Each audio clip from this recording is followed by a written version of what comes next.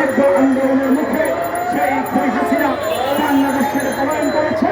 যে অন্তর্বর্তীকালীন সরকার প্রতিষ্ঠিত হয়েছে, এই দেশের মানুষ আশাবাদী ছিল যে অন্তর্বর্তীকালীন সরকার এই দেশে গরম খরণ হত্যা, জনতা নির্বিচারে গুণে এবং বিগত 15 বছরে তাদের যে দুঃশাসন, তাদের যে গুম হত্যা এবং নির্যাতন নিপীড়নের বিচার হবে, সিন্ডিকেটের ভেঙে যাবে এবং বাংলাদেশ থেকে যে হাজার হাজার কোটি ডলার এই দেশের সাধারণ মানুষের পরিশ্রমের অর্থ বিদেশে পাচার করেছে, এই অর্থ আবার পুনরায় বাংলাদেশে ফেরত আসবে।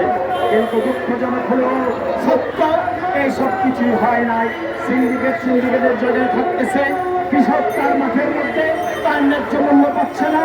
একটা ফলতের দাম কৃষক যখন বিক্রি করে তখন হয় 1 টাকা 40 পয়সা, আলু যখন কৃষক বিক্রি করে তখন হয় 3 টাকা, আর আমরা সেই আলুটা যখন আমাদের বাজারে কিনতে যাই তখন হয় 30 টাকা, আর ফুলকপি যখন কিনতে যায় তখন হয় 20 থেকে 30 টাকা।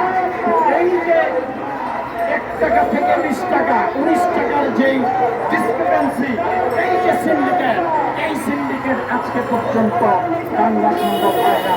আমার কৃষক মাঠে ঠকতেছে, আমার শ্রমিক মাঠে ঠকতেছে, আমার নির্যাতিত মানুষ তারা সঠিকভাবে সারাদিন কঠোর পরিশ্রম করে তাদের সন্তানদের জন্য দুবেলা পেটে ভাত জোগাতে পারে না।